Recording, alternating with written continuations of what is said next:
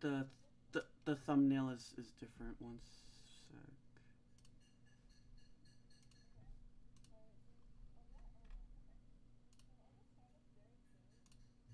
You can start it.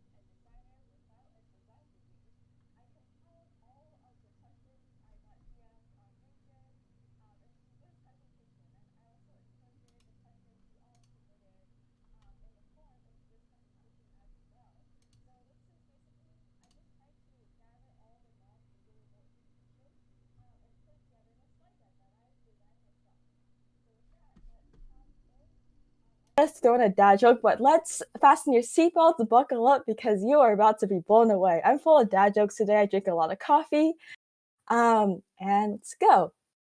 So today what we will be doing is I'll go through a brief story time of my career journey, kind of the background where I'm coming from, and then I'll go through some of the projects I've done on my own when I was an undergrad student that helped me build my portfolio. And I also go through my process of doing my UX design internship search and the lessons I've learned. It was a very hard journey. I did not have any mentors at school to guide me through this, but I joined a lot of communities, and Design Buddies actually helped me a lot get my first internship last summer. And then I'll talk about how I utilize networking to get a job without applying. And I'll tell you the exact message I sent to the director that helped me land my role at EA.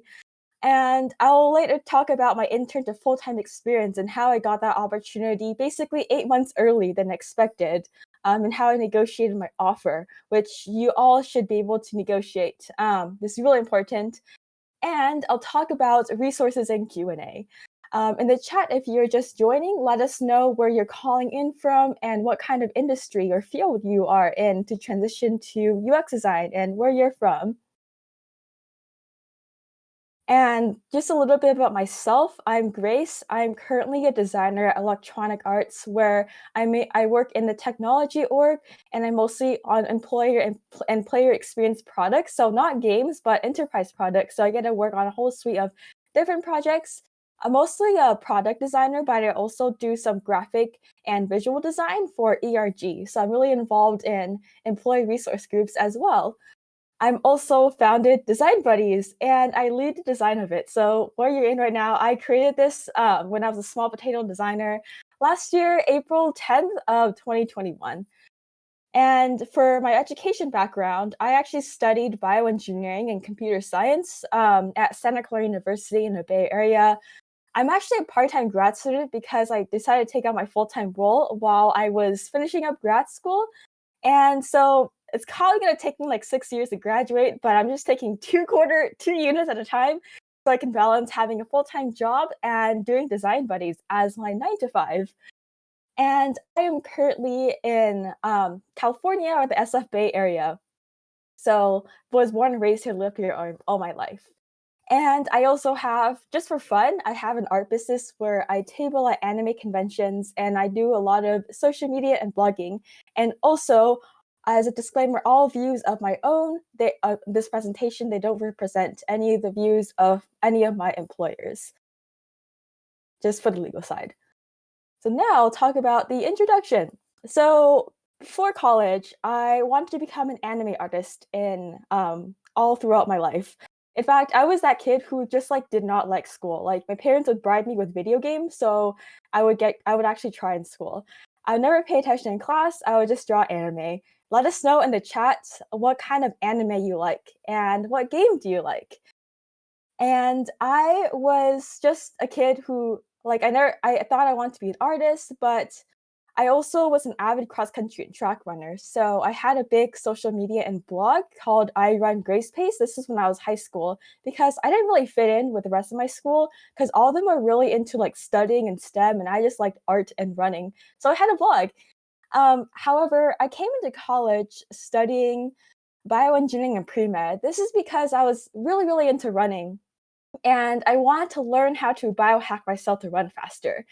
Also, in my high school, people were like, I want to be a doctor, engineer, or lawyer. It was a really interesting high school where a lot of people asked me what my GPA was and stuff like that. So I was also influenced by that as well. So coming into college, my goal was to become a neurosurgeon.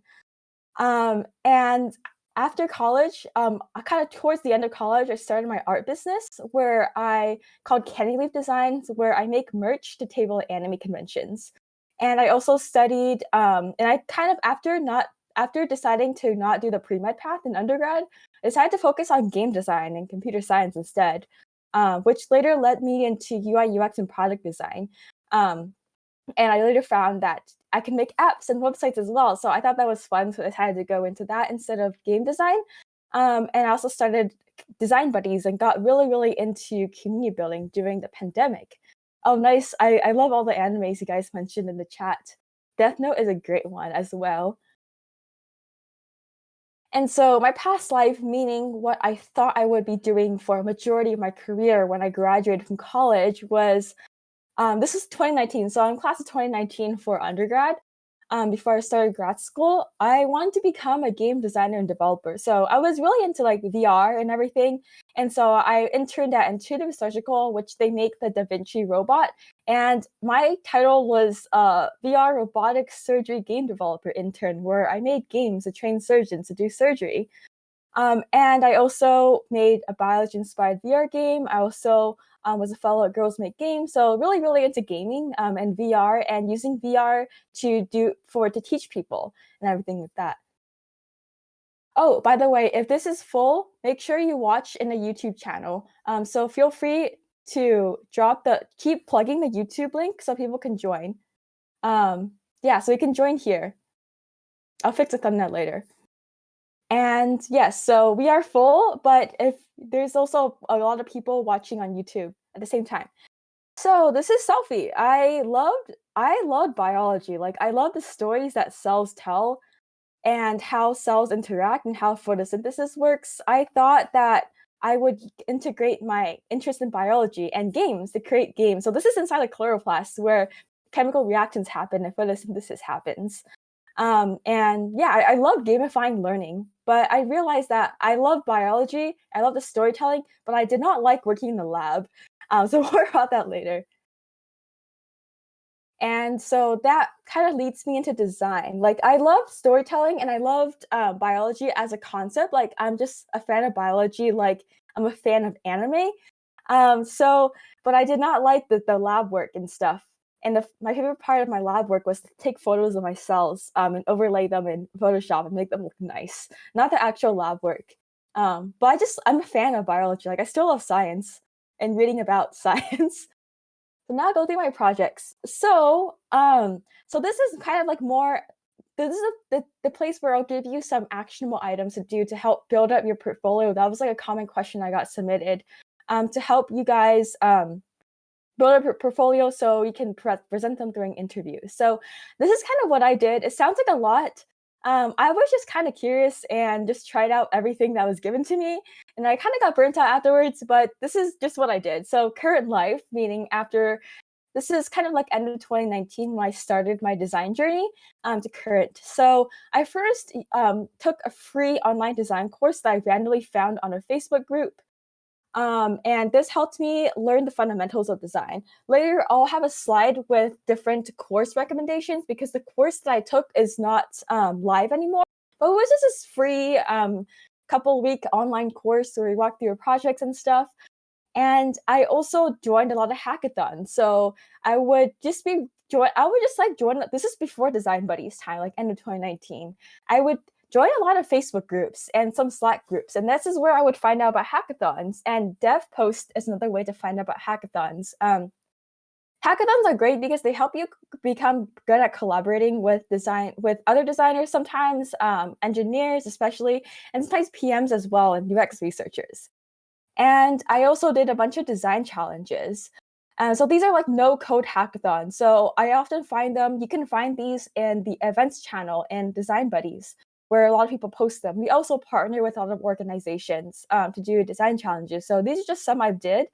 And these are really fun. Basically, the deliverable is a prototype, no code, just a prototype, like either in Figma or XD, things like that. I also worked part-time for a startup. My friend's startup from school. It was called Opal. It was like a mentor-mentee matching app. I worked as a product designer. I also did some freelance work. And how I got freelancing, I didn't kind of go through the traditional way. I just posted a lot of my work on the internet, especially LinkedIn.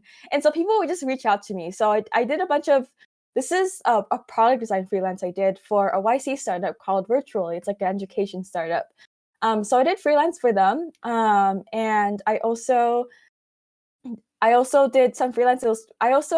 For people who are looking to get into freelancing, I heard I never used this before, but Fiverr, I guess, and Toptail, and just posting your work online. I'm sure there's other ones I'm not mentioning just because I don't have experience freelancing. I know I got some questions about that too, so I can't answer specific questions, but I just posted my work online on LinkedIn and Facebook groups specifically to get people reaching out to me to do freelance work. And I have this whole thing about pricing and stuff like that. I can talk more about that later. If you have any questions. And then I started my art business, which helped me learn more about the business side as a designer. Like, how do I measure success? How do I track metrics? How do I understand my customers? And how do I understand trends? And I feel like that also helped me in my design journey as well, because our business, like, I feel like as a new UX designer, what I myself see and what I see in others is that we focus a lot on the user side, but I feel like the business side is just as important, because without money and you also have to work with the cross-functional partners, especially product managers. It's really, really important to get an understanding of that. And so I started my art business, Kenny Lee Designs. I was also really curious. Like, I've always wanted to table at anime conventions and just want to do it for fun to see where it goes. And I was still really young. Like, I feel like, especially if you're young, take risks and learn from it. Even if it fails, it's still a data point you learned. And so I just shoot my shot and just try everything out. And then I started Design Buddies, which was really fun. I just randomly created a Discord server and y'all joined. And I can talk more about that later as well. So I know I went through a lot of projects, and oftentimes people ask me, like, if I have a limited time, if I work full time, then what should I focus on? So it's really important to focus on products that ship. So I would try to look for opportunities like that, like joining startups, sometimes in hackathon teams, a lot of people would make a product and they would want to ship it long term. This happens pretty rarely, but sometimes it happens. Like, new startup ideas come from hackathons. So always take that chance. But you never know. And the way I emphasize this is because when you ship a product, you can collect post-launch metrics and iterate on that and talk about that in your case study. So it gives you another layer and point of your story to tell on interviews, and also in a company setting. Once you launch your product, you ship it, you collect metrics, and you will be able to iterate. Like, iteration and kind of retrospectives and getting feedback after you ship is really, really important. It's also cool.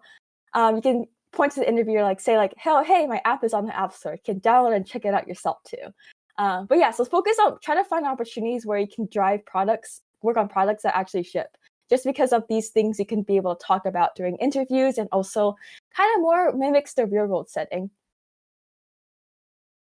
And I know I mentioned that I took, like, an online course, but that course is not available anymore. And there's so many courses online. Who here in the chat feels like there's just so much information on the internet, so many courses, and you find it really hard to really narrow down which one you want? Because there's just so much options available. Yeah, isn't it, like, really, really overwhelming? That's how I felt about this. Like, I've always been interested in design, but the fact that there's so many courses, and so much information available on the internet, all free as well, I was, like, so, like, confused everywhere. Like, I did not. This is, like, before Design Buddies, before ADPList, and 2019. I was so confused. I see a lot of people commenting in the chat as well. Yeah, I see a lot of people doing the Google UX course, Udacity, Nano Degree. That's nice. Yeah, I feel like there's no right or wrong answer to which course, but these are just some traits that I've liked from my course that I feel like will be good when looking at other courses. So we can do courses, boot camps. I actually spent $0 getting my education design. So this is kind of the things I've looked for. So covering design fundamentals, so taking something from an idea to implementation, covering the design thinking process, and going through that as well, making sure it covers, like, end to end, from research all the way to shipping the product and looking at how to analyze results and everything. Yeah, there's so much information on the internet. And I also like not and I also believe that actually working on a product and working on a project during the course is super, super important, just like doing it yourself. For example, it's really hard to just, like, watch videos, but I highly recommend courses that take you through a project. So on my portfolio, I have my Discord case study where I can just send a link to that as well. So that's the course. That's the project I did when I was working on the course. It was like a redesign. It was like a design on top of a feature. So I designed bookmarks feature. So let me post that in the chat so you can look at that. So that's what I did in my first ever UX design course. Or it was a product design course. Product UX design, people use them really interchangeably. And also having feedback. So having instructors or mentors in the course giving you feedback on your full-time and your work as well. Oh, wait, am I having okay, looks like my portfolio is not. Oh wait, that's so strange. Someone posted 512 error. I'm not getting that. Let us know in the chat if you're getting that too. Um, cool. And yeah, feedback is so important. Feedback from mentors, feedback from professionals that know what they're doing is so important to help you know where you can improve. And also live course. So having a course with other students is really important. So you can maybe ask questions, bounce off ideas each other. So these are the ways I would look. These are the traits I would look for in these online courses. And if you see people work like in LinkedIn, like, oh, let's say you're interested in Springboard and you see a Springboard student in Design Buddy, so you can reach out to them and ask them these questions and see how their experience was like as well. But yeah, you can check out my portfolio for the as example of my first course I took, which is my Discord bookmarks case study. This was actually submitted to the Discord team as well. Yeah, if you search on Google, it comes up as well as what Becca said in the chat. And these are some examples of courses and fundamentals. So I actually got this from the FAQ New to Design channel and Design Buddies. I looked through these and I thought they were pretty helpful. Oh, that's so strange. How my website is getting a 523 error, but that's strange. Anyways, I'll look into that later. I'll follow up with you all later as well. But you can take a look at FAQ New to Design. These are even more courses that is on Research Star I mentioned. So these are what I've heard from people. Slash, these are things I just heard good reviews of. Just course places where you can find design courses. There's also the Google UX one that I heard a lot of people are doing right now. And yeah, so Discord bookmarks was my first ever product design project where I designed a bookmarks feature on Discord. I also worked in hackathons as well. So there's some hackathon projects. And I also did daily UI challenges. So another disclaimer I want to say about daily UI challenges, specifically when it comes to UX/product design, is that it does not teach you product design. It teaches you how to make things look pretty. Because so daily UI challenges, it gives you like a prompt, like for example, design like an item selection page, design like a leaderboard. So this is like early 2020. I designed these, and teaches you how to make a screen. But to turn it into a UX challenge is to like, how might we design a leader, or how might we design an agenda that takes the user through different projects, or how might we design an airport app for a small airport, something like that. Yeah. So yeah, it just makes you it helps you grow in your visual design skills sometimes, but I do not recommend doing daily UI challenges as your main form of practice. It's like a good compliment, but it's like probably like 10% of it.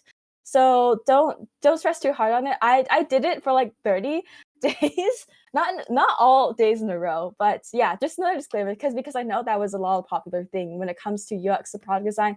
Does not teach you problem solving, but teaches you how to improve your UI and visual design skills. And oftentimes people post these on Dribble. You can find examples on that as well. They're just really fun, but does not really get to the point. So don't spend too much time on this. Again, I would probably recommend like less than 10% of your focus on this.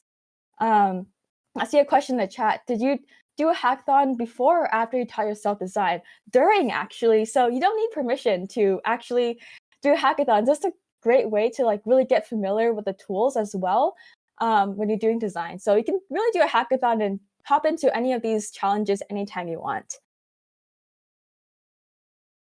It's lagging a little bit. So I learned a lot from doing all these design projects. I learned the importance of user research and testing because the number one question I get asked during interviews was, how do you measure success? Who were the users? And just making sure, or like what metrics did you use to measure success? And how did you know that it was right? Why did you pick this option out of the other? So it's really important to really nail down, like, how do you measure success? Because in a real world setting, when you work in a company, You will be collaborating really closely with your cross-functional partners, especially product managers and software engineers. And in order to convince them to build a feature, you want to validate everything with data. So that's why this is like the number one question I got asked during my interview. And also having post-launch metrics that heard before. So making sure that you understand how would you measure success? Like, are you measuring improving the user satisfaction? Are you making it easy for the user to go through the product by changing up the information architecture? Having that is important. And also teamwork, working with a team. Like in interviews, I would get asked questions like, what was a time, tell me about a time you dealt with conflict. How did you resolve disagreements with your team? How would you communicate with them? And to get that experience is to really get experience working in hackathons, design projects, or working part-time for startups as well. And also keep learning. There's always new trends coming your way, and joining communities and discussing current topics is a great way to really stay on top of your knowledge and everything as well.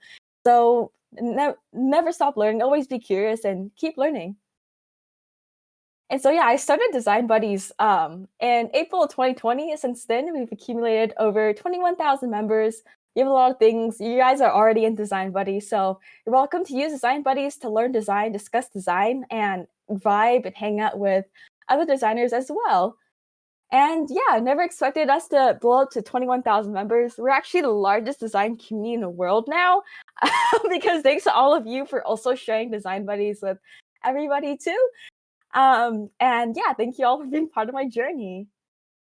And so now I'll go through my internship search. So who here is looking for your first internship, or your first full-time job, or first full-time like junior designer role? Awesome. I see a lot of people here looking for the first internship. Cool. I'll tell you my story and how I struggled with that and what I've learned from that. A lot of people with their internships. Nice. First UX role. That's amazing. Congrats on deciding to go in this wonderful journey. So this is my application adventure. It kind of, the timeline was January to March of 2020. So this is when COVID happened. And the thing I did was I always see people on LinkedIn post about how they send hundreds of applications. I've actually only done 26. So I've only applied to like large and medium-sized companies.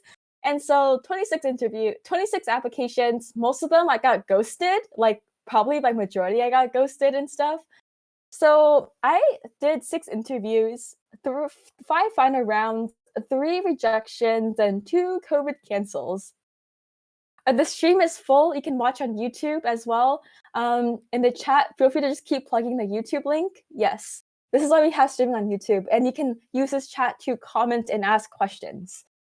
And so for any of you guys interviewing and you don't get the job, make sure you follow up with the interviewer. Like, if you have any feedback to improve, not only you get really important data points you can carry on to the rest of your career, you also show that you are self-aware, you are wanting to improve, and you will stand out. This is another way you stand out. This is how you stand out. So they'll remember, like, oh, that person they asked for feedback, and no one ever asked me for feedback. I should remember that person the next time internship opportunities open up, so I can reach out. Because it really shows that you're really self-aware and striving to improve, which is such an important trait, that especially in the internship level, because internships, your goal is to get familiarized with the field and improve in that. So always ask for feedback. So first feedback I got was for another AAA's game company. I actually interviewed for a game design role. I did not play enough first-person shooters. That company makes a lot of first-person shooters, which totally makes sense, because oftentimes companies are looking for a vibe check. Like sometimes if you're working for studios, they want people to be familiar with their product, so they later build on top of that. And so for my first ever product design interview was with a FANG company, and this is the last round. It was an app critique interview, and this was and I got to pick the app. So Venmo was one I prepared for. So I was like, Venmo. And so one of the first questions I got asked is, can you redesign the logo of Venmo? This was a really weird question, because I actually brought this up to other design directors in that company. It's such a weird question because it's like brand design, not product design. And people were like, the interviewer was like, can you redesign logo? And the mistake I made is that I said the first answer that came up with my mind. And I was like, Venmo, you like give money back to your your friends without, it's like not awkward asking. So I think maybe like two people shaking hands. That was like a terrible answer. Like I could tell the interviewer's face are like, oh God. So what I would do differently when faced with these really curveball questions, and I would ask questions to probe the interview, like try to find out what they're trying to get out of that. So I would ask like, what are the user needs and business goals of redesigning the current logo? What's basically finding out what's wrong with the current logo, doing some critical thinking and narrowing down to what they're asking for. So this is what I would do differently, but what I said was the first question that came up. And sometimes you might get like really hard questions in interviews, and it's okay to like use different tactics to pause. I'll be like, interesting. So let me like take a second to think about that. Or like, let me ask you more questions so where you can really understand what you're looking for. Treat it like a conversation. And also during an interview, you can always ask, does this make sense? Is this what you're looking for? Is there anything I need to clarify, to get feedback live during the interview to make sure they're hitting some points? Because oftentimes in these interviews, they have a little checklist that they're looking for. And so Donovan in the chat asked, how many rounds are interviews typically? It depends. For internships, 2 or 3. Usually a recruiter screening, where they just like find out the vibe check, and then you get like 2 or 3 hiring manager screenings. It really, really depends. So I would recommend reaching out to people who work in those companies or who are open to chatting about their interview experience to get more in detail, because every company is a little bit different, but there's some commonalities between other interviews. And so these are some product and UX design interview tips that I've kind of compiled throughout my experience interviewing. So typically you have a behavioral interview. So this is where you either the first screening call with the recruiter or with the hiring manager, or even the last call. So behavioral interview is not also limited to UX design, but usually all jobs have a behavioral interview where you just have a vibe check and see if they like look at your personality and see like what are your strengths and weaknesses. It's like tell me about yourself questions. So I would focus on just like storytelling, like when you get asked like, tell me about yourself, like I would I can also go through an example if people want me to do, but I would just like focus on my professional journey and how one point led to the other, like how, like for example, I would mention like, oh, growing up I really want to be an anime artist, and that influenced game design and just like things like that.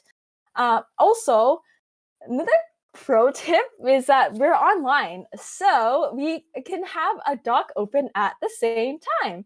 So I actually have this before behavior interviews. I would look on Glassdoor, just Google like company name, UX design interview.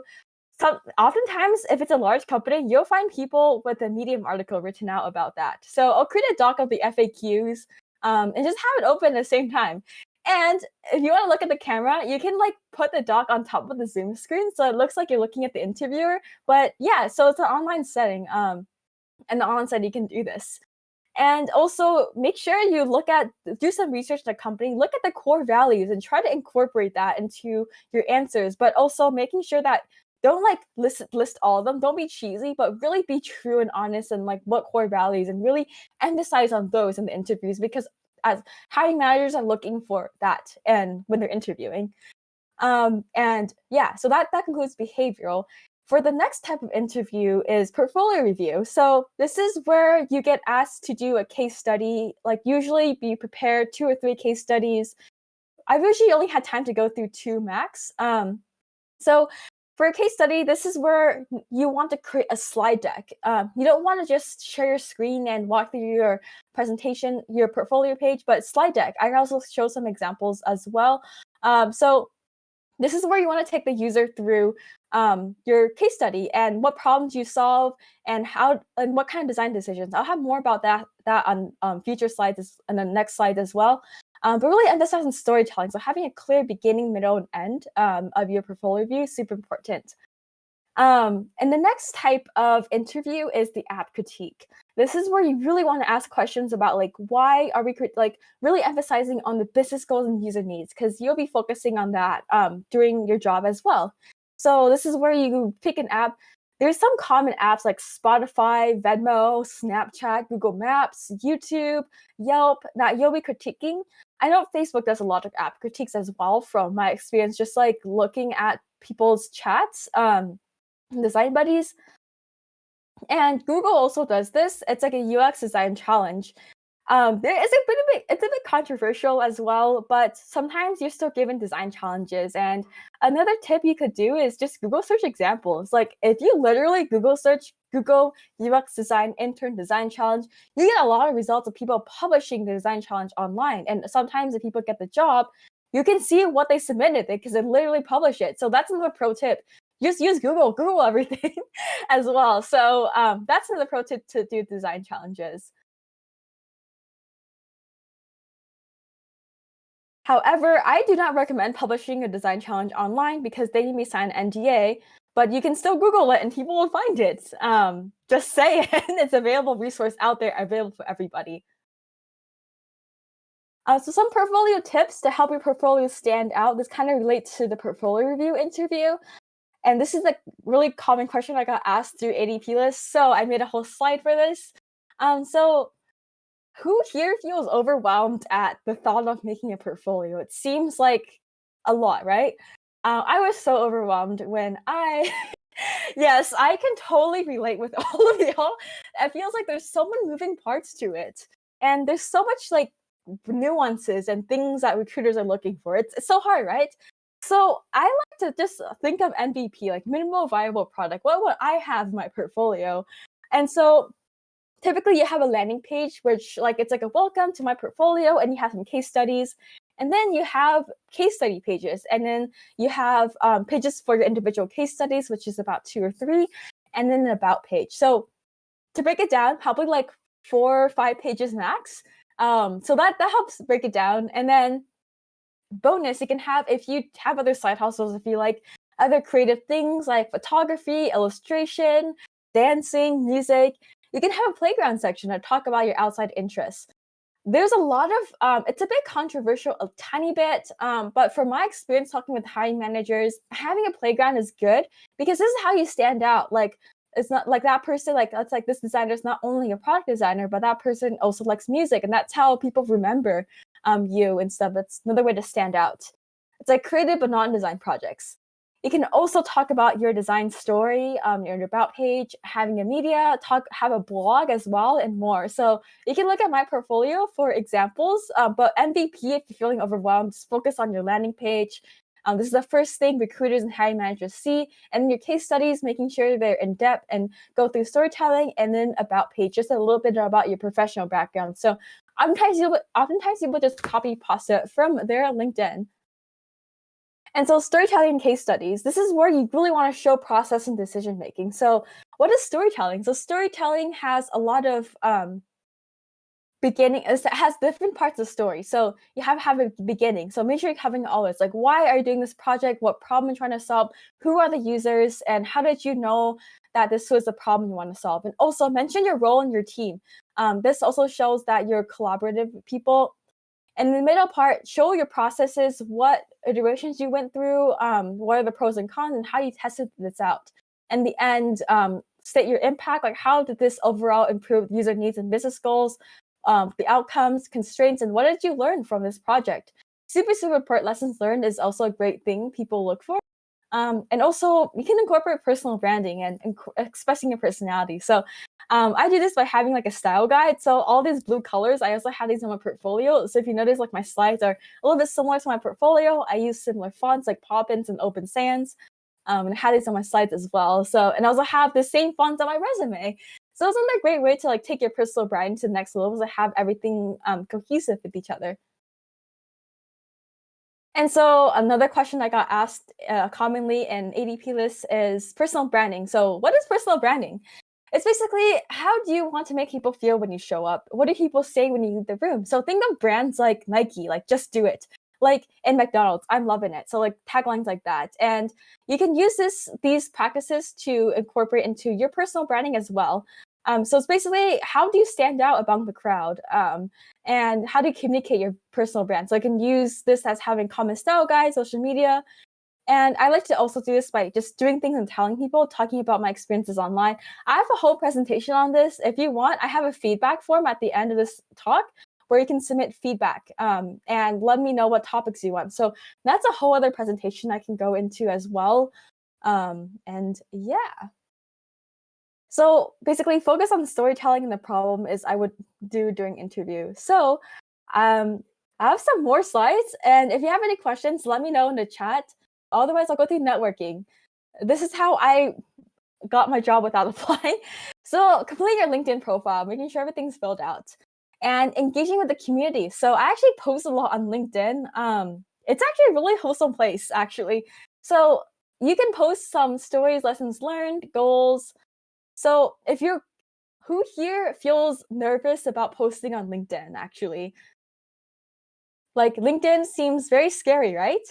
Yes, it's like full of like professional people, and you never know who's looking at it. Could be your next hiring manager. That's how I felt. And so a little brief background how I got posted, how I got yes, bro posting. It is terrifying. Yes. Cool. I love LinkedIn, and the reason why I used to feel the same exact way. And on LinkedIn, it just seems so scary. But so how I got started was at the first ever Design Buddies meetup, we got Zoom bombed. So I talked about like how I felt, what happened, what I was gonna do differently to bring awareness to Zoom bombing and encourage people to have Zoom security settings. And so I shared that on LinkedIn. It got viral, over 100K views. I was like, oh, and it got zero hate. I was like, wow, LinkedIn's so wholesome. And so I started well, it also comes from my background of blogging since I was in high school. So that also helped as well. So I would post a lot, do some personal branding, have some and I would talk about like my experiences, lessons I've learned. It shows your personality. So this is another way to stand out amongst the crowd, and also sharing about my lessons learned. So really focusing on lessons learned, being reflective and being self-aware is super, super important. You can also talk about like what goals you have, your portfolio work. So I post a lot of my art on LinkedIn as well. So you can also do this. And also sometimes people post like interesting books and articles read, just to share what they're interested in with people. And also commenting on people, getting people's radars.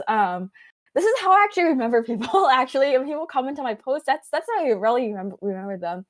And yeah, I can basically use this to also connect with people as well. And the third step, after you complete your profile, engage in the community, you can start reaching out to people. The goal of it is to really learn about their story. Like networking, the mistake I made in the beginning was like, so tell me, how do I get an internship here? Like, this is like really, really bad. A mistake I personally made before. The goal about networking is to make it about them. Like, because people love talking about themselves and making sure that this conversation is just like with a friend, getting to know yourself, not trying to sell them yourself. And also, when you send out a message, really personalize it. Talk about who you are, what you have in common, things like that. So I actually sent this to 400 people on LinkedIn. And this is a time span around March 2020 to May 2020. So this is my under 300 character connection request message. I looked up hiring managers. I looked up like UX design I looked up design directors, design senior managers, design managers, filter by location, filter by company, and send. And looking at similar people and their profile and send. So over 400 times, I literally did this in class. So I'll be like, hello, Leaf. I am grad student, so info about yourself, looking to pursue UX design. If you are a student, make sure you stress that you are a student. Mention that, because oftentimes professionals want to help students.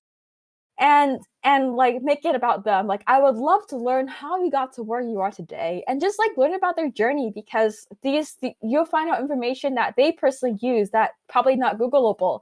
And so this just like make it around them. Like briefly talk about who you are, and would love to learn. So this is a really short message I would send to people. Over 100 people accepted. I did about 30 coffee chats with people. Sometimes people would chat via chat. This is how I would do it.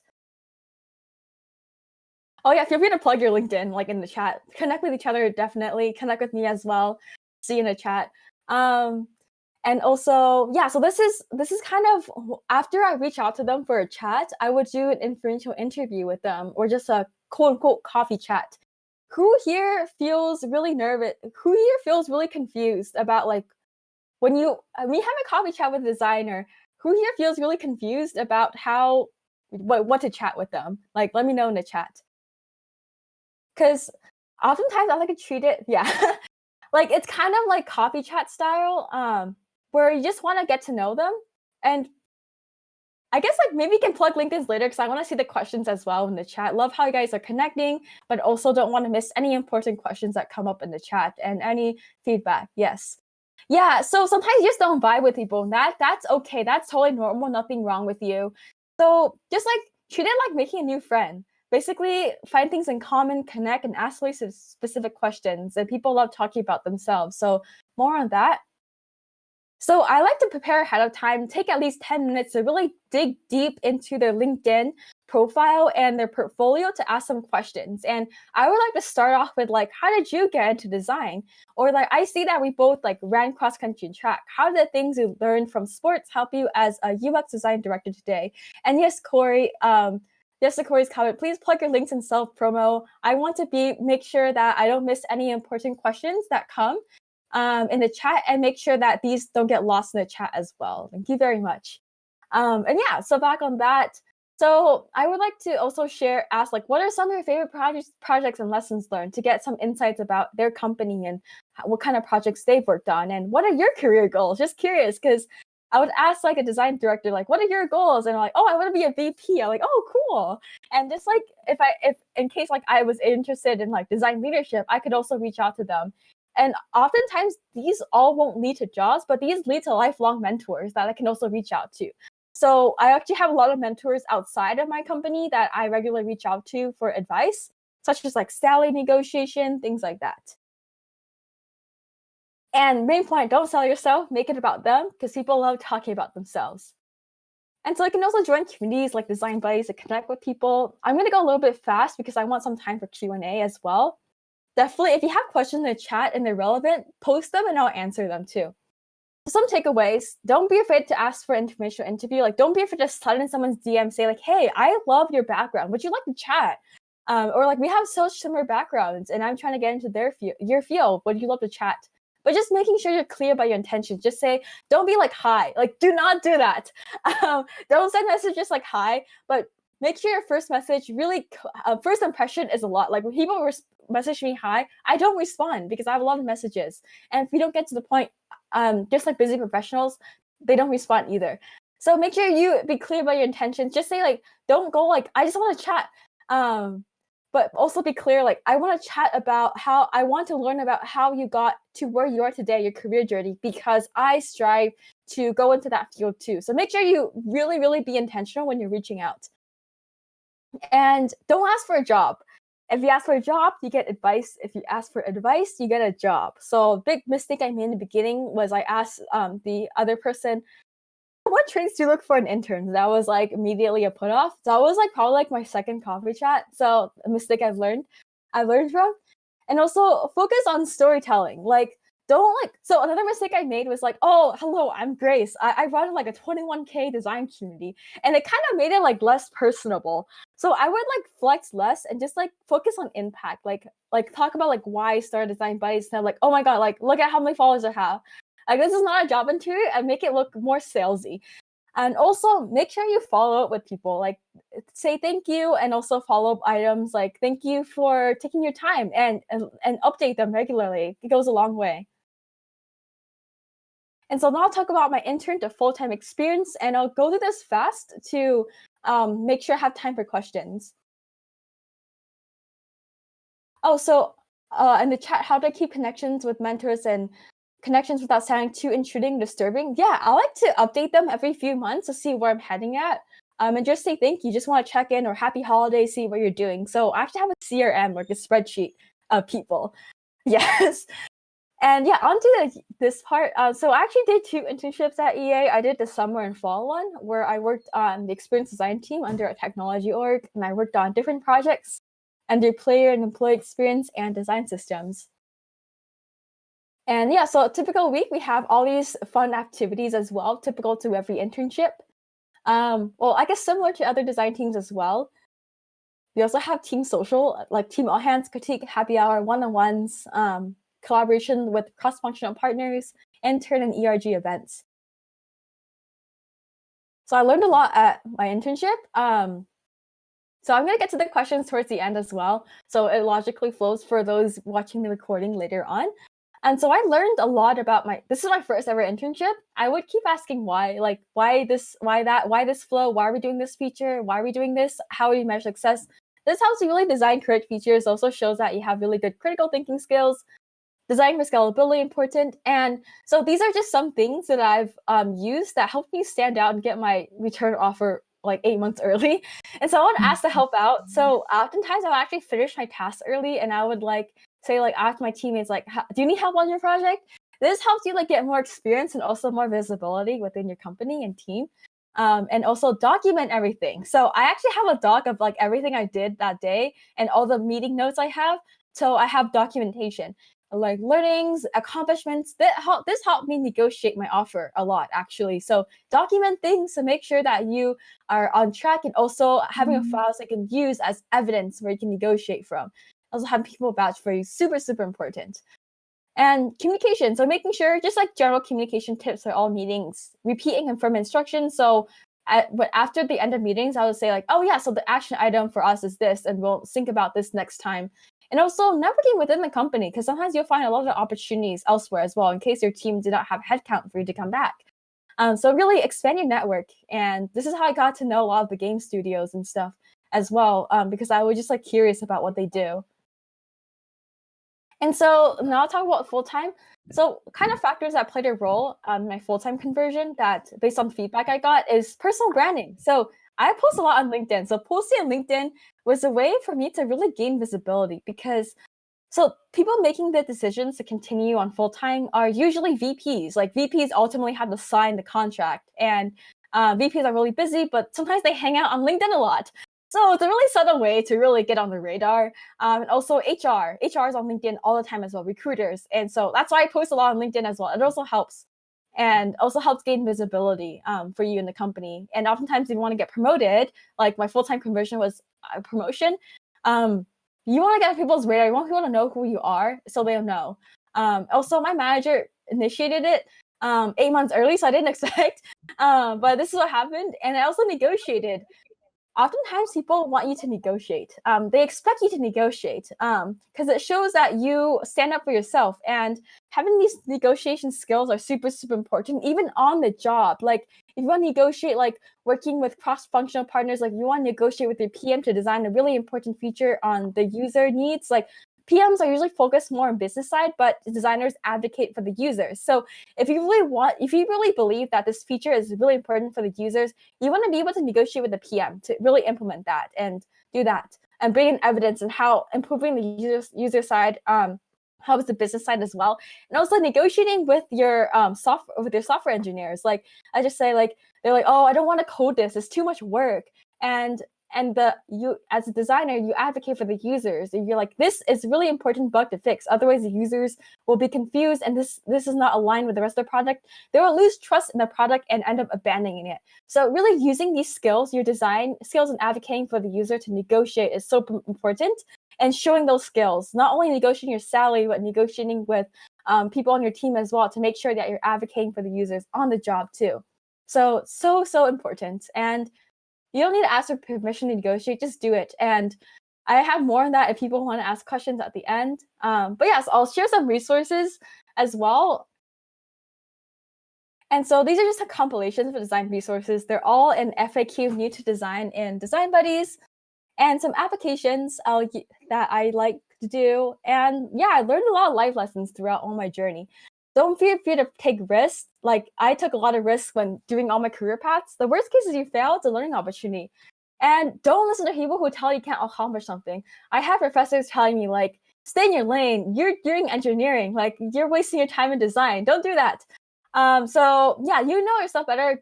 Life is too short to live under someone else's dream. Like even for parents, professors might question you. Who here feels this way as well? Let us know in the chat.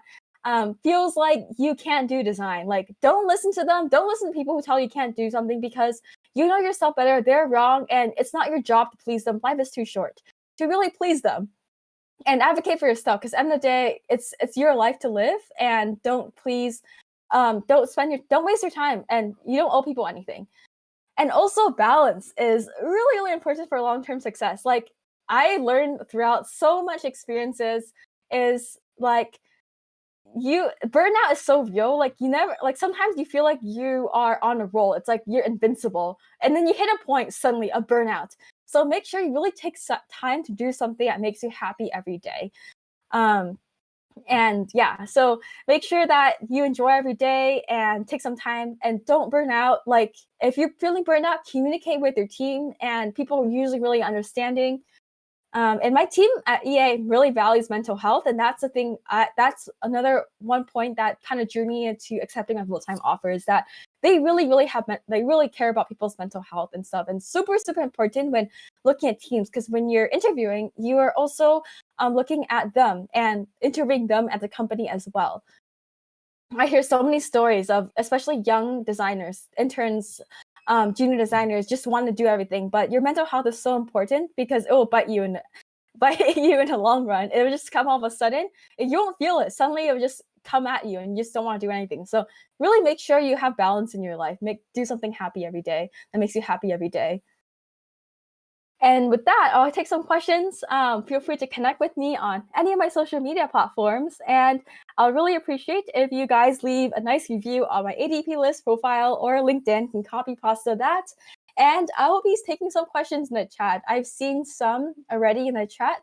But we have 3 minutes left, but I'm down to stay for as long. I don't have any meetings until the next 30 minutes. So, but yeah, let me know any questions in the chat. I can stay and help answer anything as well.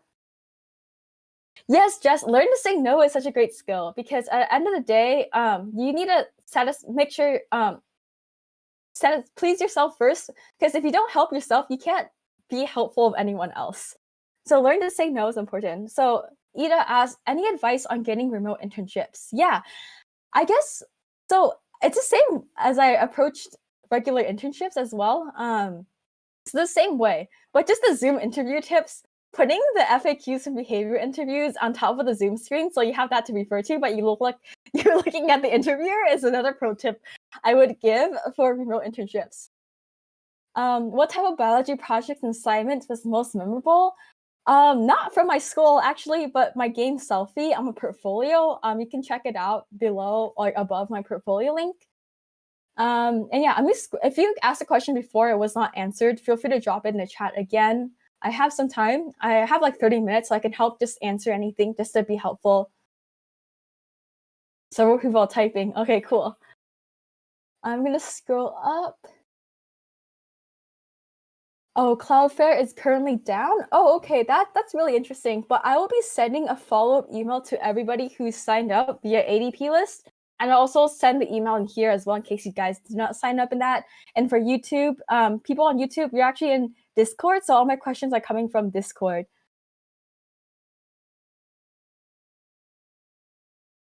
Yeah, that's strange. Anyways, I'm gonna look into that later for my portfolio, but feel free let me just scroll to make sure I didn't miss any questions. Oh yes, how do you find mentors? Yes, just what Femke said. Like by networking, you build a relationship with other designers. Eventually, you can ask they mentor you. Yes, +1 to that. Because oftentimes people ask me like on my first call with them or first message, like, "Can you be my mentor?" And that kind of feels scary as someone coming from the other side because mentorship is a two-way street. Like oftentimes people just want to give back, but people also want to really know the other person to give back as well. So after you kind of feel comfortable and you feel like they match the vibe, then you can ask them if they want to be a mentor or just ask them like, can I reach out to you or have any career questions in the future? So like, it's like kind of like mentorship without explicitly saying that mentor. So you asked, you have incredible energy. Thank you. What's your secret to keeping up with so many activities, blogs, commute, full-time work? Yeah, I drink a lot of coffee. I say no to a lot of things. Like, for example, I get like a lot of coffee chat requests. I also get a lot of speaking engagement requests. So I also make sure that there's something in it for me before I say yes. And so, yeah, really saying no, like what Jess mentioned, is how I keep up. And also, another thing I like to do is the concept of under promising and over delivering. And what that means is when people ask me to do something like, how do you, like, when is this due? And they don't like have a deadline. So I would tell them like 3 times the amount of time I think it would take me to do things. This gives me more buffer room in case something comes up, and also less pressure. So I'm not like stepping on deadlines all the time. So transition from NR asked, transition from mech engineering to UI UX. How do I convince clients and universities that I can do a job properly? Yeah, so I came from bioengineering, computer engineering. I like to talk about, like, for engineering, I have to say like what kind of crossover skills can I emphasize? So engineering, problem solving, systems thinking. So I would just like have them say like, oh, I bring a different perspective. Like engineering taught me how to have good systems thinking and collaboration skills with other engineers. So that's how I would do it. I'm not a mechanical engineer, so I can't answer specifically for that. And let me just make sure I'm not missing anything. Oh yeah, I'm hosting it on Webflow.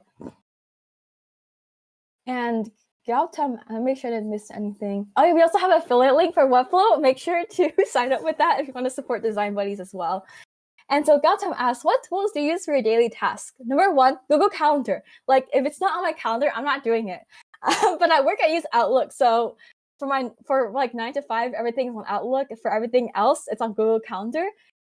So if I don't write it down, it's not happening. So that helps me like as something for my life. And I use Notion to record everything down as well. So Notion, Google Calendar, Figma as well, and Slack for work, and Discord all the time, all day, every day. Yeah, Bobby said people are terrible at gauging how long tasks will take. Yes, +1. That's why I always give them like, oh, if I think I can finish in a week, I give them like a month. Because I mean, like, I'm setting my own deadline, so it doesn't really matter. Popcat asks, how do you get ideas for your designs? Yeah, for me, I guess it depends. Like, I'm really inspired. Like, so my goal, I'm really passionate about like community building and building like inclusive and really wholesome communities, just because of my experiences a lot getting cyberbullied when I was younger. So that's how I got my idea for Design Buddies. And I like working in games because I know games, sometimes the culture can be a little bit toxic. So designing for that is also important to me as well. And Kala asked, what tool do you use to make presentations? I use Figma. I think I can show you how I did this. But I have a master deck of all the presentations and all topics I do, so I literally just make them in Figma. I use auto layout a lot to really scale things up, and have a little design system I use for myself. That's how I make my presentations. And yeah, definitely feel free to connect with each other on LinkedIn. Drop them in the self-promo channel. I see some of y'all not verified, so make sure you head to Roles Verify here to get access to all our 50 channels. So Gautam asks, so Harsh asks how to get a job in India. I'm in the US and I'm a US citizen, and I know immigration and sponsorship is a huge thing, but I am not in the position to answer that because I have not been through it myself. And so Gautam asks, what key features do you look for when applying? What key features companies look for when applying for internship? First thing is curiosity, like like just because they ask questions and show that you're curious, and also self-awareness, knowing your strengths and weaknesses. Like mistake I made before was like, oh, I know everything, and people like that's like a major red flag, especially for a junior designer or intern level designer. And just be really curious, like, oh yeah, I would love to learn more about product thinking, would love to learn more about visual design. That's why, and I would love to learn more about the gaming industry. Super passionate about it, play a lot of games growing up. And yeah, so that's how I basically stand out. Like curiosity, self-awareness is things that hiring managers look for. Design Buddies, I actually had a hiring manager for my team at EA come to speak, Natasha. So you can check that out. It's called UX Hiring Managers Demystified on the Design Buddies YouTube channel. And FSL asks, are you creating your own design system? Yes, I did. But it's not public. It's only a style guide mostly for now, for my website resume. And I actually have not updated my resume since last year because I'm not looking for a job. But I use this as my design system to quickly make slides for myself.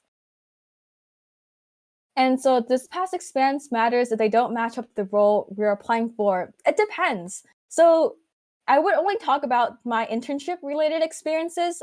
So my professional experience, like I wouldn't So for example, I interned at different medical device companies as well as medical device companies, medical research internships. I did not talk about that. I would focus on relevant experiences, looking at the job title and focusing on my design experiences, not bringing. So don't confuse the hiring managers, because oftentimes I see in other portfolios, designer be like, I'm a designer, researcher, illustrator. Just say you're a designer, you're a product designer. Make sure your portfolio matches the role that you are looking for, and just focus on that. Don't bring it in your past. Like, for example, the past before, the mistake I made was that I was like, oh, I'm a designer, I'm an illustrator, I'm a product designer, I'm a game designer, I'm a social media influencer, whatever. And people get so confused. So imagine that's like an elevator pitch. So really just make sure that you have focus in the way you present yourself. And past experience matters. What are some favorite games? I love MapleStory. I'm level 200 actually. This was like in high school. I love MapleStory, Animal Crossing, Pokemon, The Sims, and I love Neopets and Club Penguin as well. Pokemon, Mario, Pokemon Go. Yeah, just those kind of games, like simulation RPG games. I'm not so much a first-person shooter. Probably I'm not that great at it, but yeah, I just love those kind of games. Dota, yes. But yeah, several people are typing, so I'll wait for you to answer questions. I have to go at 11:30. But yeah. But it's okay if we go a little bit over time. I just see a lot of people still typing, so I just make sure I want to cover all the questions that you guys submitted. But yeah, I still have like 20 minutes so I can answer questions before my next meeting. Do personal projects help getting into full-time role? Yeah, I guess so. Because personal projects are a great way to do if you don't have an internship or just curious about something. And yes, it does help you because it shows that you are really curious and you spend your free time doing design. So it really shows that you're passionate about it. Popcat asks, are you from Asia? No, I guess you're 12 hours ahead of me. But I'm from California, so it's like 11 a.m. for me. I'd love to get advice from anyone introverted side like me, because I know presentation is a big part of UX design role. Yeah, I actually used to be really, really introverted. I still kind of am. Like, I'm like an extroverted introvert. This is not like my natural state. This is my presentation state. So it's like a muscle you build. Like, I used to be so scared of people, like especially professionals, but the more I talked to them, the more comfortable I felt. I realized like, oh, they're just people like me. I just want to vibe with them. And yeah, so I would just like get practice by talking. Like, I feel like coffee chats with professionals helped me a lot.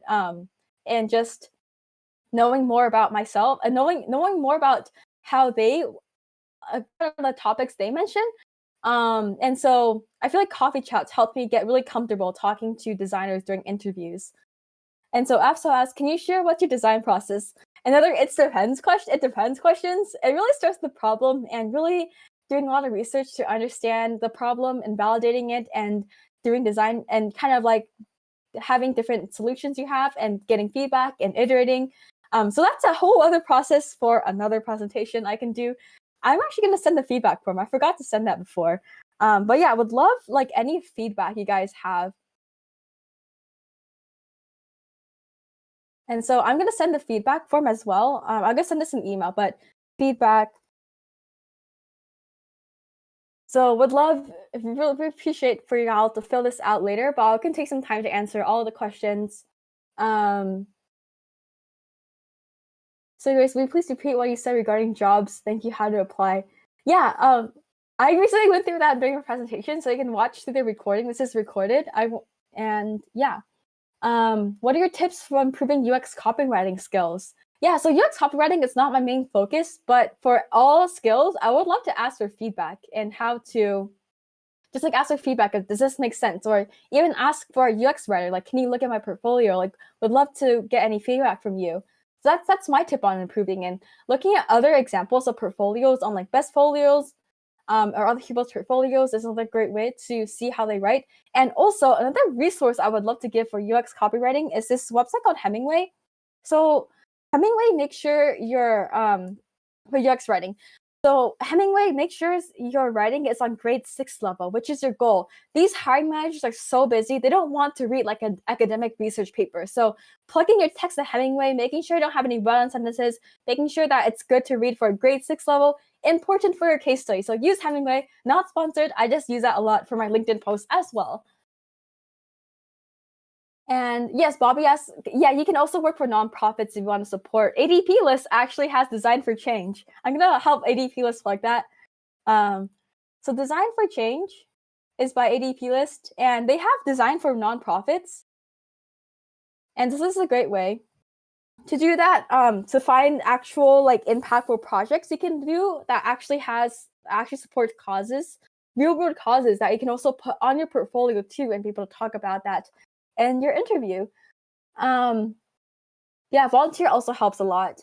So yeah, it's a great way to really give back to a cause you're passionate in, and great to build your portfolio as well. So Melissa asks, can you share what you wrote to LinkedIn, get mentors on LinkedIn as a template? Yeah, I can just briefly share that again. It's in a recording, but it's right here. So you can take a screenshot of that. Grace, do you have a Behance Dribble account? I do, but I don't use it because I don't need to. I feel like Behance or Dribble, it's like a great way to get clients. But I haven't updated in over a year. I mean, yes, I do, but it's not updated. Yes, everyone can join Design for Change at any level you want. It's meant for everyone to support a cause that you're passionate about. But yeah, I'm here for another 17 minutes, so feel free to ask any questions you have.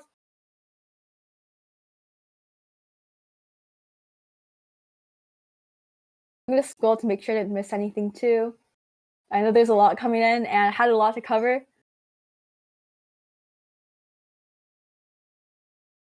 How long do you design things? It depends. It really, really depends.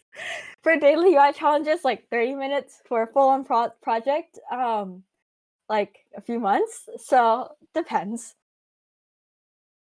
Or if you still see some people type in daily things. Yeah, I mean, like for daily UI challenges, it depends. Like at work, it depends so much. I can answer questions if it's like more specific.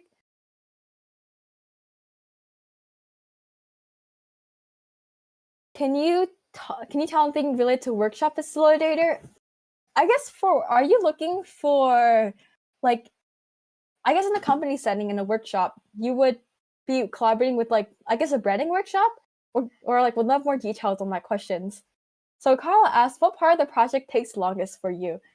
It depends.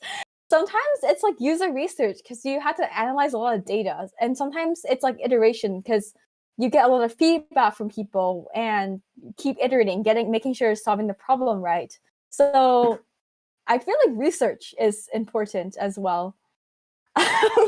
Yeah, a lot of things depends. Like it's in a real world setting. There's so many factors that really influence a lot of things. So it really depends. First UX project, that's my Discord case study project. Let me just send it in the chat.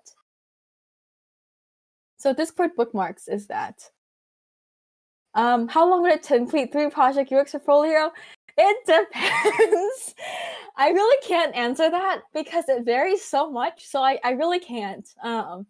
But you can, like Discord bookmarks, October to December 2019. So that's how long it took me. Yumi asks, how do you keep designing and finding the drive when you're mentally exhausted? Yeah, I take breaks a lot. I also switch tasks a lot. Like, for example, I love work from home because sometimes I go running in the middle of the day to do that as well. And so I would just also join the community. So take a break, do other things, join communities, talk to other people, and get their perspective as well. And yeah, so take a break, get other perspectives, get fresh perspectives, and come back is how I would deal with mentally exhausted. Don't keep working if you're feeling exhausted. That's not going to be productive. So Harsh asked, what is the best site or online where I can learn UI interaction?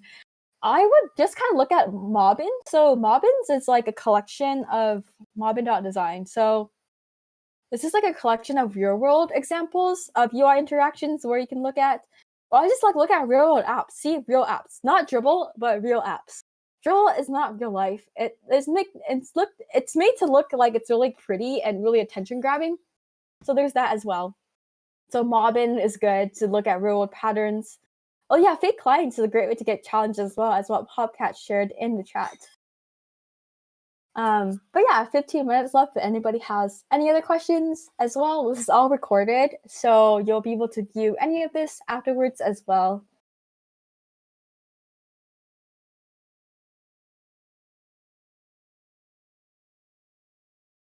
Some people still typing. And thank you all for tuning in. We have a lot of people joining on YouTube as well on this nice, lovely Saturday. That's a good time for me. Yeah, I'm here to answer any questions if anybody else has any. Otherwise, I will be doing this. I will be doing other sessions as well. Like this, I will be doing more group mentorship sessions in the future. Make sure you fill in the feedback form. Feedback. So I'll know how to plan the next one, and let me know what topics you want in the next one. So Harsh asks, what's the best option to learn AR VR for UI UX designs? I actually played. There's so much like different VR software out there, but how I learned that was I played a lot of VR games actually, and just like analyze the UX of it. So I would just like for anything, if you want to learn UI interactions, product thinking, AR, VR, look at examples of real world examples. How I like to get good at product thinking is looking at Product Hunt and looking at the top rated products and really asking myself and trying to find out why is this top rated? How does this why is this like following like a trend like cryptocurrency, or like is this solving a user problem? Things like that. Is like looking at real world examples is how I would get good at learning about all the things. So Anir asks, how do I go about participating in hackathon if all I know is design? There's design hackathons where I don't need code. And also, it's also good working, like doing hackathons. I can just send in the chat, dev post. No, wrong tab. Dev post is a great way to find hackathons. And sometimes you'll find designathons on there as well. So yeah, you don't have to know coding to do a hackathon. You can work with engineers to do that. So don't let that stop you from pursuing hackathons. Oh yes, also just shared in the chat was the Major League hacking schedule as well.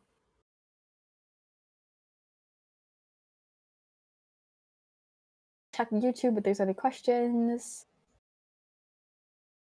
Yeah, see. Okay, cool. I already answered that one. Cool.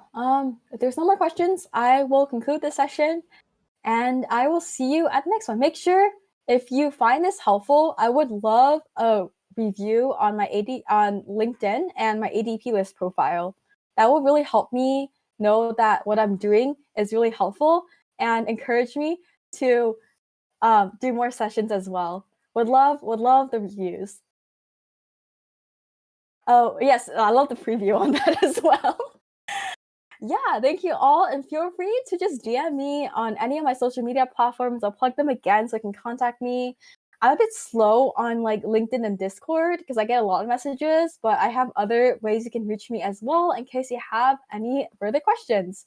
And yeah, and with that, I will wait a few seconds, see if there's any more questions, but definitely please connect, fill out the feedback form, give me a nice review on ADPList, would love that. And I'll see you at the next session. Thank you all for coming. As always, stay positive and test negative. Oh yes, just share in the chat. Nancy on our content team at Design Buddies has an article about how to join hackathons as a designer. Yeah, see you all buddies. And yeah, also what Yashar said, connect with everyone here. Drop your LinkedIns in the chat and connect with all of you. Connect with each other. Make design friends. Oftentimes, it's good to connect with your peers and bounce off ideas each other and stay connected and have other design buddies in design to reach out to in the long run. Thank you very much. That concludes my stream.